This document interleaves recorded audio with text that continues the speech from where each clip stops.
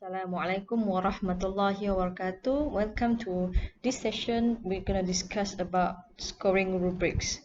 I'm Fatin Aliapang from University Technology Malaysia. So how do you want to assess skills? This is where rubrics is very important. We have what we call scoring rubric. So a rubric is a scoring tool that lists the criteria for a piece of work or what counts. For example, the purpose, the organization, the details, the voice, and the mechanics, often what count in a piece of writing. So it also articulates gradation, how you give grades of quality for each criterion. So a rubric has criteria, also has the quality of the work, to what standard, to what extent the criteria has been achieved, to what extent of quality. This is one example of a scoring rubric. So if you look at here, the criteria are purposes, features, critique, connection. So this is a scoring rubric to evaluate a piece of report. The purposes, the features of the report, the critiques given by the report, and the connections. What you're looking at here, the criteria, there are 4 criteria. For each of the criteria, the scale is from 1 to 4. 1 being very poor. For example, the report does not refer to the purposes of the invention. But if you look at number 4, the report explains the key purposes of the invention and points out less obvious ones as well. So you look at the quality from very poor until very good. The features, the report does not detail the features of the invention or the purposes they served. That is very poor. But if you go to the higher end, the report details both key and hidden features of the invention and explain how they serve several purposes. So this is description for each of the quality. Right? So you have number 1, the report until number 4. So this is how a rubric can be designed and can be used. So you're going to look at the report, you're going to give marks based on each of the criteria and the quality of the report. The advantages of using rubric in school is a powerful tool for both teaching and assessment. You can use rubric to teach and also use an assessment tool. It can improve performance of students because the teachers can monitor the student performance. You can say the student for criteria, the purposes, student can have reached number 2, but the student can do more. What else can be done to reach number 3 or number 4? So the description in the rubrics has already given you the clues of what the student should achieve more. It's the expectation.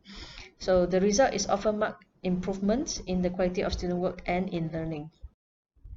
Some other advantages, rubric helps students to become more thoughtful. So you give them the rubrics, they will look at the rubrics, the criteria, the quality, the description, and they'll try to work to the top, the best of the scoring. Okay, so it gives students some informative feedback. When you give back the student, so for this piece of report you get number 3 for purposes, you get number 4 for features, you get number 2 for the other part of the criteria. So a student get feedback, very informative feedback of where they are and what else they need to do, what are they lacking in. Other advantage is that it reduces the amount of time for you to evaluate, because what you're going to do is you just look at the quality of the report and the rubrics, you just take the mark. So you don't have to write, you have to look so long for what marks you need to give to the students. So after marking the student work, usually you have very little need to say about the work. You just look at the rubrics and you know the quality of your students' work. So it's easy to use and to explain. If parents need to know, they need to know what their children need to do to become more successful. Some examples, so you can give, like for example, to solve problem. Students get 0 mark if they fail to focus on the mathematical nature of the situation. They get 1 mark if they fail to incorporate all the relevant information. They give 2 marks if the student is hampered in attempts to reach the desired goal because of insufficient prior knowledge. They get 3 marks if they reach a correct answer but has not actually built a model or relationship of the mathematical problem. Or finally get 4 marks if they are correct. They can show you the relationship and everything, so they get the full mark, number 4. This is one example.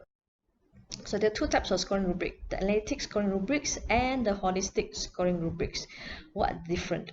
This is a holistic one, so you don't have the example I gave you earlier on, that is the analytic scoring rubric. This is holistic one where you have piece of paper or piece of work of the students. You just give the grade from 50 to 69, 70 to 79. So there's a description of overall of the work. So say for example, a student get excellent 90 to 100, they demonstrate a thorough understanding of the aspect of the topic, writes with a superior style incorporating a careful synthesis and analysis of information about this book, clearly relates to topic relates the topic to the educational context. So this like very overall kind of evaluation of the student's work. You have a analytic scoring rubric. So for example, I showed just now the criteria and the scale, okay, of each of the performance of the student. Now, a good rubric should address all relevant contents and performance objectives, define standards and help students achieve them by providing criteria with which they can evaluate their own work. Okay, it's easy to understood, okay, and used, applicable to a lot of tasks, not just one. It provides students with an opportunity to succeed at some level because they can look at the requirement of the rubrics and it yield consistent result. You are giving consistent and reliable results to the student every time you mark the students. So how to develop a scoring rubric? So you have to know, okay, what you want to find from the student's work. You have to be able to picture what is the best production, what is the best result, what is the best outcomes of the student's work. So that's the highest quality. You have to write down all the description for each criteria of the highest quality, and that is the full mark. Okay, and then you can go down one by one what are lacking from each of the rest of the scoring, the scale, one by one. So there are, for example, you are giving top marks for clarity of the writing, coherent, consistent, no grammatical mistakes. So these are all the top qualities. And then you go a bit down.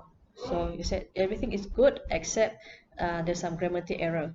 And then you can go down a bit, everything's good except that it is not coherent. So you can look at the criteria by going down one by one until you get to the point that it's the worst quality. Okay, so but there's no fixed number of categories or criteria. It's up to you how many criteria you want to evaluate. So usually the scale is 4 to 6, 1, 2, 3, 4, or up to 6 scale. Not too many because it will be very difficult for you to make judgment, especially if the scale are just so little different between 1 and 2 or 2 and 3. Okay, try to make it about 4 or less.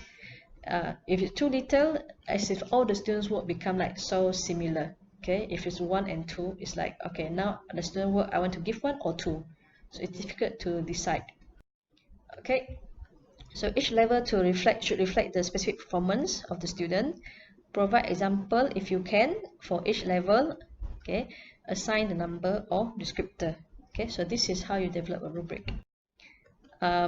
Example, you can use these keywords: does not meet minimum standard, meet minimum standard, minimum standard exceeded, standard greatly exceeded. So this is like 4 levels. These are keywords you can use. Incorrect and confused, very poor, need more developmental work, good work, excellent work. Or it's like the work looks like a beginner or apprentice, journeyman, master. Or you can use significantly below proficiency, highly proficient, exemplar for others. So these are keywords you can use if you're doing 4 levels of descriptors. This is one example. You can try to create a rubric to mark this question. Say if you want to look at the student's problem solving skill, okay, now you may want to do something like this. So the criteria of mastery of material concept, the application of material knowledge, the problem solving skills. So what are the descriptors for each of the scale? Okay, if you want to have something already designed by other people, you can go to rubista.forteachers.org. This is free online scoring rubric design or development, or even already ready rubrics. You can find it free online. Example of the rubric in the Rubrista, you can choose the category or the criteria you want, and you can use the default description. okay, given, and you can even edit the description, the descriptors in each of the level. So you can you can edit, you can do the, you can use the default one, the examples given, or you can edit for your own, for yourself. You do as the new sentences. It's up to you. This is one example you can use.